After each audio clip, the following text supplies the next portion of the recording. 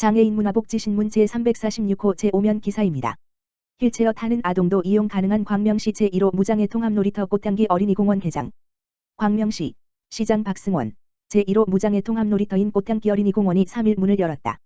무장애 통합 놀이터는 장애 아동과 비장애 아동이 놀이터에서 함께 이용할 수 있는 유니버설 디자인이 반영된 놀이터다.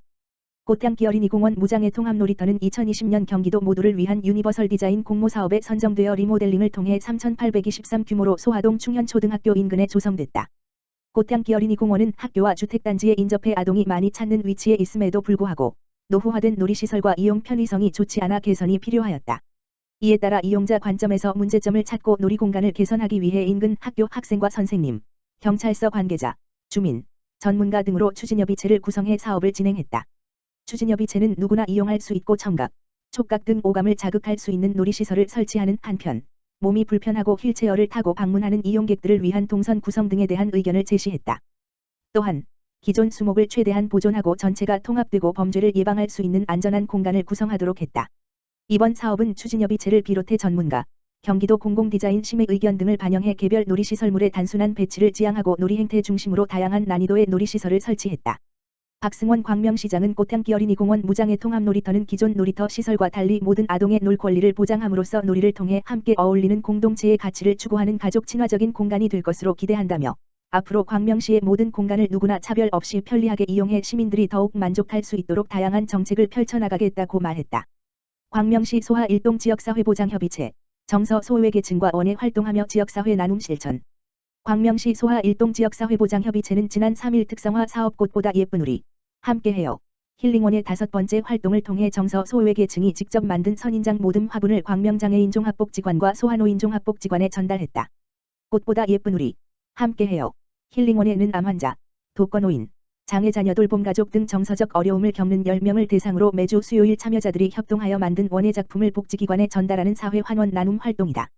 한 참여자는 원예 활동 참여를 통해 삶의 의미와 활력을 찾아가고 있다며 함께 만든 선인장 모듬 화분이 누군가에게 따뜻한 위로가 될 수 있다고 생각하니 뿌듯하다고 소감을 전했다.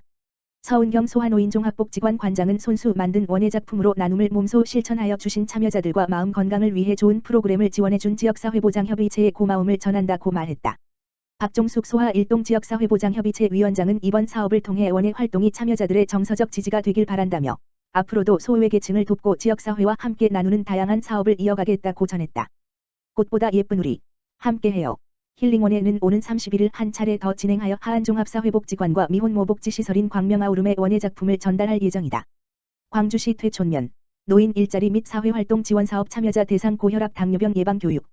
광주시 퇴촌면은 행정복지센터 회의실에서 노인 일자리 및 사회활동 지원사업 참여자 31명을 대상으로 고혈압 당뇨병 예방교육을 실시했다고 2일 밝혔다. 이날 교육은 광주시 건강증진센터의 지원을 받아 고혈압 당뇨병의 위험 요인, 고혈압 당뇨병 예방을 위한 관리 방법 등을 통해 어르신들의 건강관리 역량을 강화하는 데 초점을 맞춰 진행했다. 교육을 이수한 한 어르신은 교육을 통해 고혈압 당뇨병에 대한 경각심을 갖게 됐다며 건강한 생활 습관을 유지하고 꾸준한 운동을 통해 건강한 노년기를 준비하겠다고 소감을 밝혔다. 이와 관련 김민수 면장은 관내 쾌적한 환경 조성에 최선을 다해 주시는 노인 일자리 어르신들께 감사드리며 향후 어르신들이 건강한 일과 삶을 양립하실 수 있도록 고혈압, 당뇨병 등 건강관리에 대한 체계적인 교육을 제공해 드리겠다고 말했다. 광주시 도청면 지역사회보장협의체 저소득층 시원한 여름 이불 세트 지원.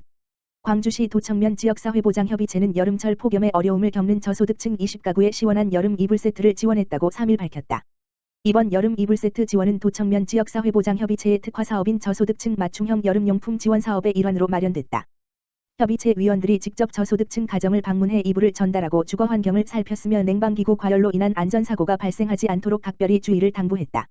서준규 안용래 공동위원장은 저소득 가구에 시원한 여름 이불 세트를 지원해 무더운 여름밤을 조금이나마 시원하게 보내시길 바란다며 앞으로도 주민들의 욕구를 반영해 다양한 사업을 추진하도록 노력하겠다고 말했다. 구리지역자활센터 MG구리 새마을금고로부터 차량 전달받아. 경기구리 지역자활센터 센터장 선용진 가 7월 29일 MG구리 새마을금고 이사장 손원재 로부터 사업 운영을 위한 차량을 지원받고 전달식을 가졌다. 이번 전달식은 지난 6월 15일 MG구리 새마을금고와 경차 지원을 위한 마우 체결을 통해 이루어진 것이다. 전달받은 차량은 경기구리 지역자활센터의 자활사업 활성화를 위한 홍보 마케팅과 노인 맞춤 돌봄 서비스 사업의 효율적인 운영을 위해 이용될 예정이다. 손원재 MG구리 새마을금고 이사장은 이번 경차 전달식을 통해 새마을금고, 경기 구리 지역자활센터 간 긴밀한 협조로 앞으로도 봉사와 행복 나눔을 위해 최선을 다하겠다고 전했다.